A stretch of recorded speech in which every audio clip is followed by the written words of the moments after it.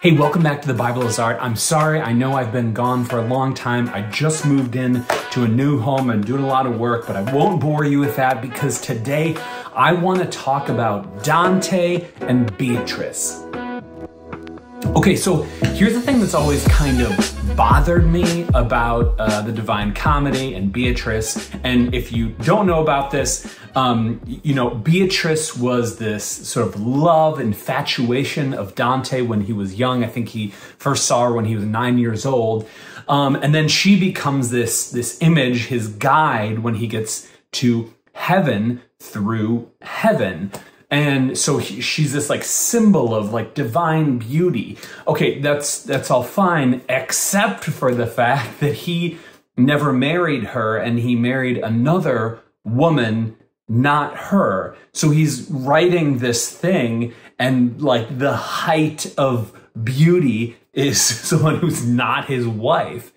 And that always bothered me and it sat in the back of my mind. And I think I always like just chalked it up to, this is just one of the sins of the author. None of us are perfect. And so this is just one of his problems. But I was listening to some lectures on the Divine Comedy recently, and it just started getting me thinking, because one of the sort of like basic premises that I have when I'm reading great literature or watching great art is that the artist is always above you. And this is the great problem with what's going on in literature departments today, where you have what I call transgression treasure hunters. That is to say, what the job of the literary art is not to, inquire into this objective reality, this object that has its own character and nature, but that I already have. I know the truth about what it is, and I'm going to see where that author strays. And so what does he say about women, and what does he say about whatever, right? And the job is no longer a journey of discovery about what this great author has to say, but is a hunt for transgressions. And so what this does is that it turns it flips the reader and the work upside down. So it used to be that they are the teacher, they're way, way, way up here, and I'm the student down here. And then all of a sudden those have flipped, and so all of a sudden I'm the instructor because I know what the truth is and I know where this is wrong and I'm pointing it out and I'm showing how blah, blah, blah. But no. The exact opposite should be happening. I am always a student. This work is always above me. It's not to say they're perfect. Of course they're not, right? But if this is a work of genius that you're reading, then you have to assume going into there that they have thought about every question you could ask this, every aesthetic decision, every verb, every noun, the order of these things, the order of episodes, the use of images are all here for particular reasons. And even if that's not always true, and of course it won't be absolutely true, but having that assumption will get you much farther to getting at the truth of this and uncovering the depths of this work, provided that it is a work of high genius. Then if you come in another worldview, this is one of the sort of great problems with the sort of like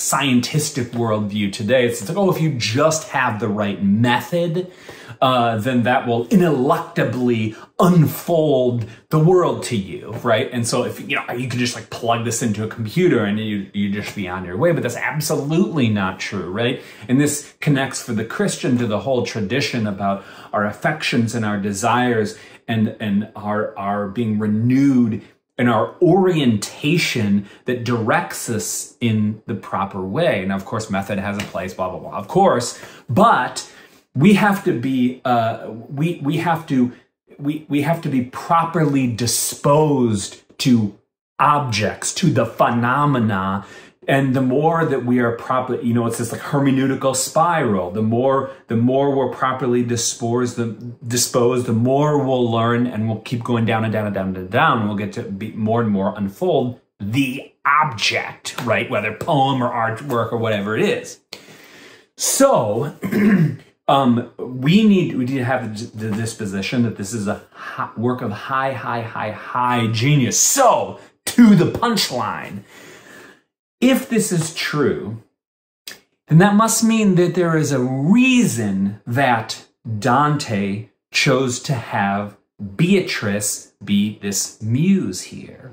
And so if I were to say to him, hey, Dante, you know, what's the deal? You know, like, your wife is right there. Why are you having Beatrice be this? This is not good. Our assumption should be, yeah, he knows.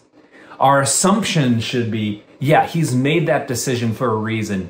And of course, it won't always be true, but what I'm saying is we'll get a lot further, we'll unfold more of the depth of something than if we assume that, than if we assume otherwise.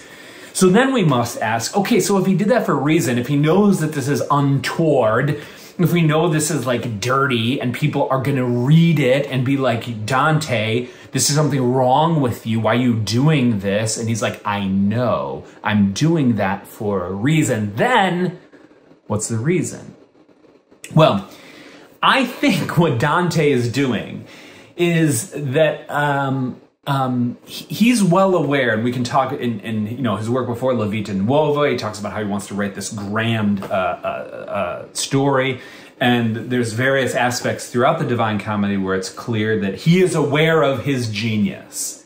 And so if he's aware of this genius, then he's put it in there to bring him down, right? He knows this work is going to be this work of exceptional genius, one of the greatest things that's ever been written. And if he knows that, then he says, if he knows the love of God and the character of God, then he says, I don't want people's estimation of me to go too high. So I'm going to place this untoward image in the work so that people will have just a little lingering disgust over me always.